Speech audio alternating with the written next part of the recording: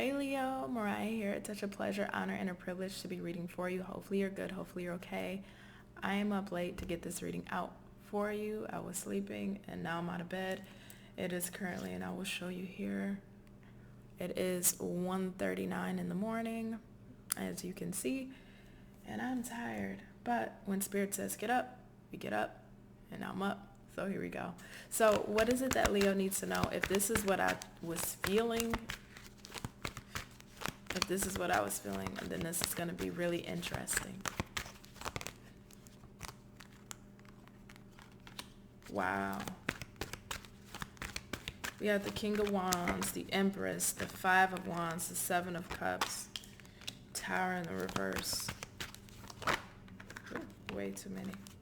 Just two more left for my Leos. These top two, is it? Wow, this is beautiful. This is beautiful. Judgment, the first thing I'm hearing is condemnment. Condemnment.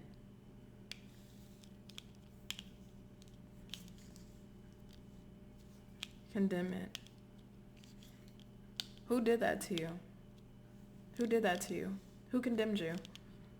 And I don't even mean it like verbally, but I mean in the sense of even just in their actions, their body language, and how they showed up in your life.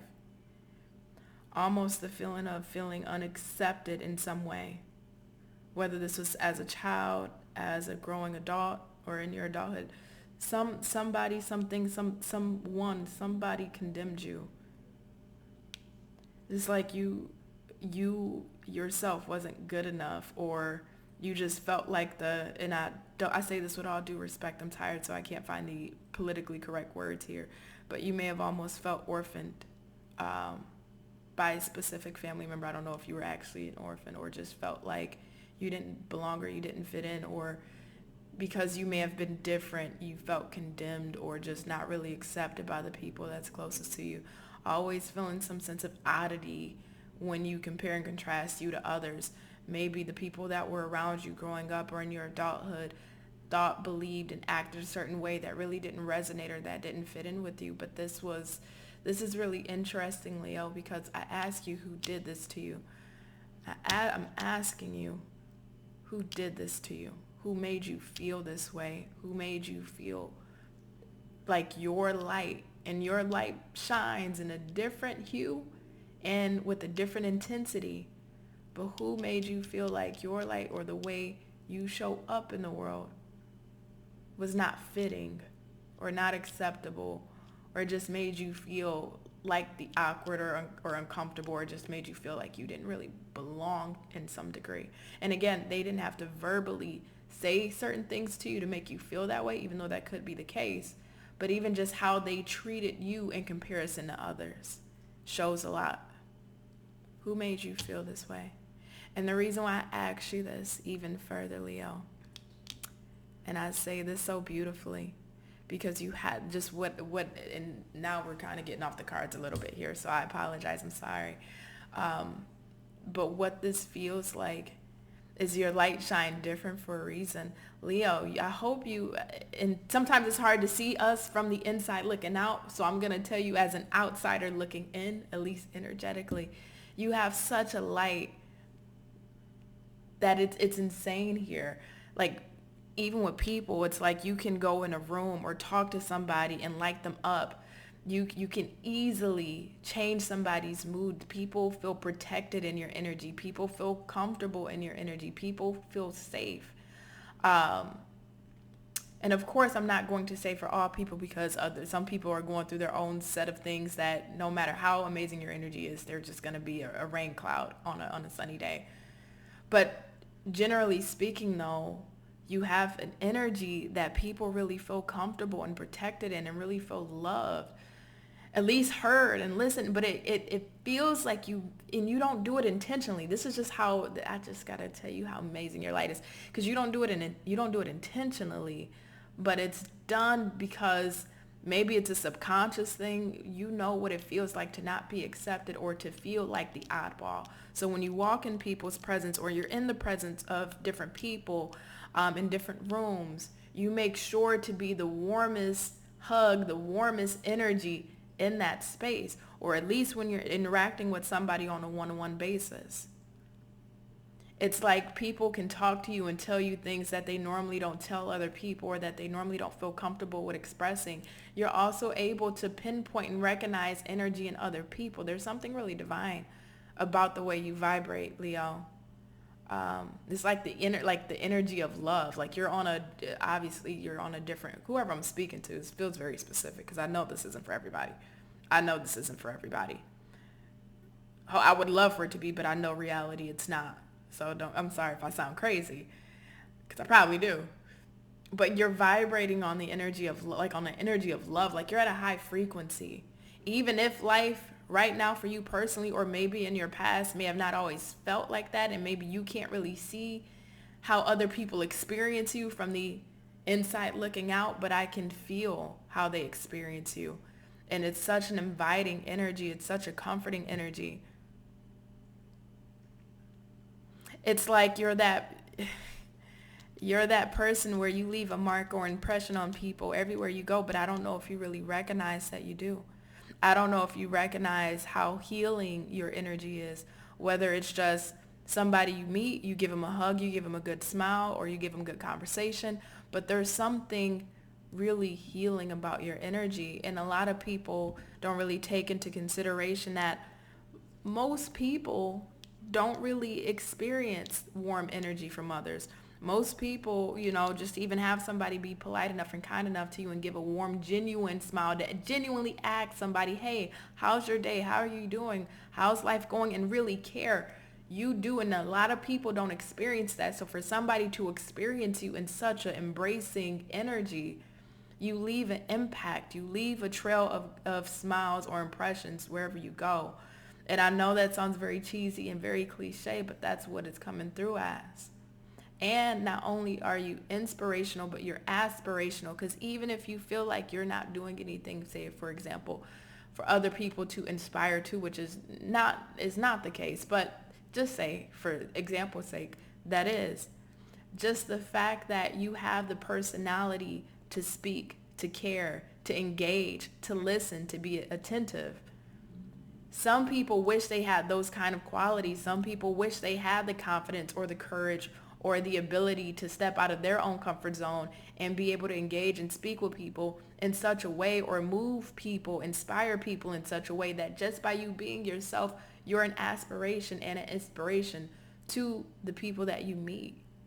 Even if it's in that smallest level of an impact, it still makes a major ripple. So, and this is what I was woken up for, so somebody needed to know this. I don't know if you're down on yourself. I don't know, maybe figuring out your place in the world, or what you mean to the world, or who are you in this world, especially when you come from a place of feeling, like I said, somewhat orphaned, if not orphaned in life, where it's just been kind of you, and you didn't really fit. And not saying you need to fit in, but it is always comforting to know that you have people that accept you for you, or that embrace you for you, and that, especially in your younger ages, if you dealt with difficulties there, it's always beneficial to have people that can at least embrace you. You may not fit in with who they are or how they act and things of that nature, but for somebody to validate, like, you know what, you're different, that's okay, I still like you, I still rocks with you, you're still good people, but I just feel like you've been, at least whether you felt it on an emotional level, psychological level, physical level, mental level, somewhat discarded,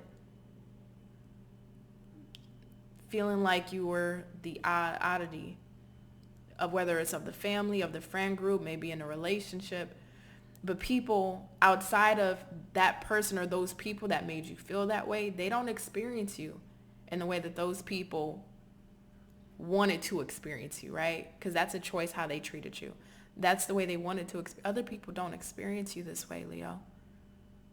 You really are something magnificent. So I just hope you really let that sink in. Because it's like 1:49 now in the morning. So I would please let this sink in, because somebody needed, if I had to get up out my sleep for this, somebody needed to hear that. And I mean it.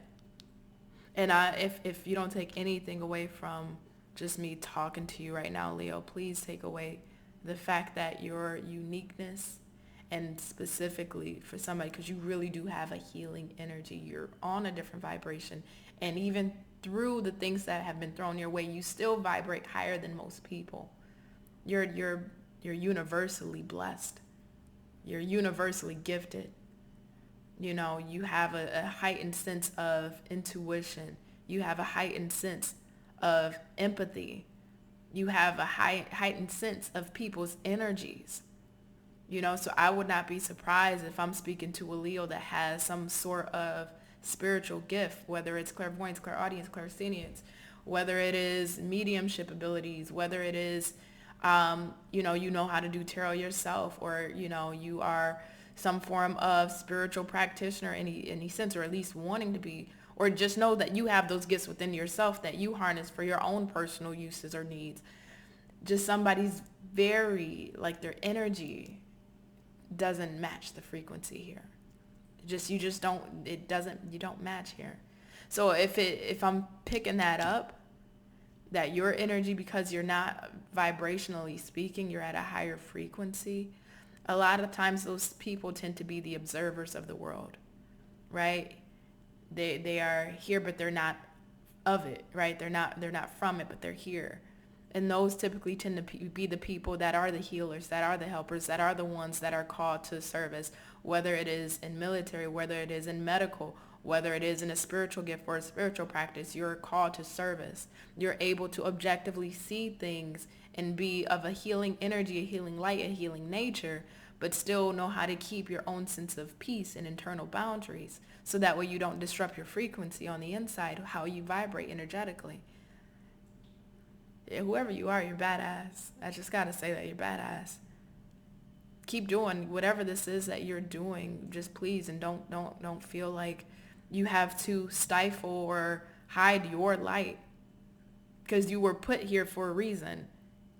You're a helper.